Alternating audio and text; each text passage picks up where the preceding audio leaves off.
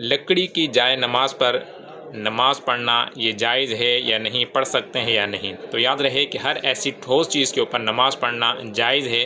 کہ جس پر اگر پیشانی کریں تو پیشانی جم جائے، مزید دبانے سے نہ دبے اور زمین کی سختی محسوس ہو۔ لہٰذا جو لکڑی کی جائے نماز ہوتی ہے وہ بھی ایسی ٹھوس ہوتی ہے کہ جس پر اگر پیشانی کو رکھا جائے تو زمین کی سختی محسوس ہوتی ہے اور دبانے سے مزید نہیں دبتی۔ لہٰذا اگر کسی شخص نے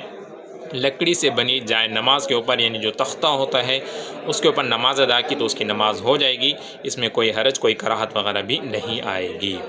دوسرا سوال ہے کہ مکروہ وقت جو دن والا ہوتا ہے، جسے عام طور پر عوام زوال کا ٹائم کہتی ہے، تو اس وقت قرآن پاک کی تلاوت کر سکتے ہیں یا نہیں؟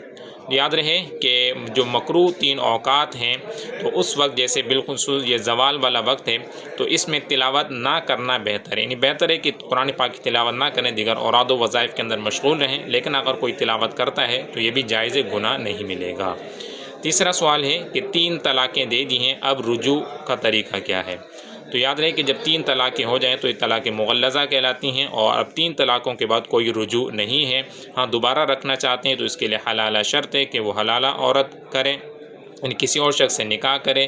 اور پھر جو اس کی شرائط ہیں وہ پوری ہو جائیں تو پھر اس کے بعد وہ دوبارہ نکاح اس سے ہو سکتے ہیں، یعنی نکاح ہی ہوگا، رجوع کی کوئی صورت اس میں نہیں ہے۔